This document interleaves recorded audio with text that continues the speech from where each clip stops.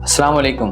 پاکستان ان ملکوں میں شامل ہے جن میں روزانہ کے حساب سے لاکھوں لوگ نئے ڈائبٹیز کے پیشنٹ بن رہے ہیں۔ شوگر اتنی تیزی سے بڑھ رہی ہے کہ ہر 5ویں بندے کو 35-40 سال کی عمر سے جب وہ اوپر جاتا ہے تو اس کو شوگر ہو جاتی ہے۔ آپ سب جانتے ہیں کہ اس کے بے پناہ نقصانات ہیں، اس کی کیا کیا تباہیاں زندگی میں لے کے آتی ہے۔ اس کی کیا وجہ ہے؟